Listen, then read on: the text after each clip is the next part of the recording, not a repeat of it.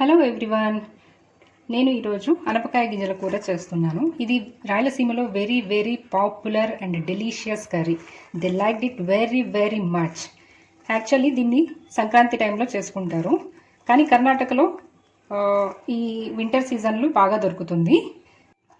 దీన్ని అవరేకాడు అంటారు కర్ణాటక, తమిళనాడులో. సో దీని తెలుగులో అనపకాయ గింజలు అంటారు. ఇవి డ్రై కూడా దొరుకుతాయి అన్నమాట. So let's prepare. వీటికి కావాల్సిన పదార్థాలు: అనపకాయ గింజలు నేను 300 గ్రామ్స్ వరకు తీసుకున్నానండి. ఆనియను, ఉల్లిపాయ, పచ్చిమిర్చి, కొంచెం కొత్తిమీర. ఫస్ట్ దీనికి మసాలా ప్రిపేర్ చేసుకోవాలండి. వాటికి కావాల్సినవి: కొబ్బరి, 1 స్పూన్ ఆఫ్ ధనియాల పొడి, 3 లవంగాలు, చిన్న చెక్క ముక్క, అల్లం వెల్లుల్లి పేస్ట్, పసుపు, 1 స్పూన్ ఆఫ్ ఉప్పు, 1 స్పూన్ ఆఫ్ కారం, జీలకర్ర. ఒక ఉల్లిపాయని హాఫ్ ఇక్కడ పోర్షన్ తీసుకొని 1 టమాటో తీసుకొని ఇవి మొత్తం కలిపి పేస్ట్ చేయాలి.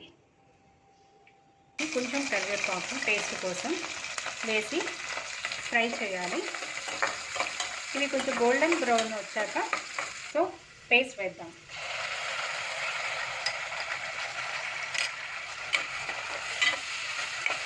ఇది కొంచెం పచ్చి స్మెల్ పోయే వరకు వేయించుకోవాలి.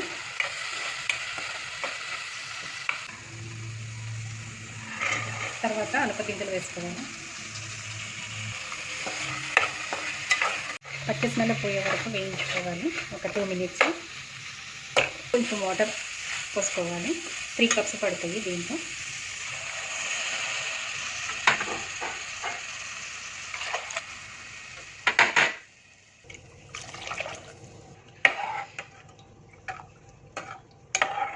కొంచెం కొత్తిమీర వేసి విజిల్ పెట్టాలి. 3 విజిల్స్ రానివ్వాలి.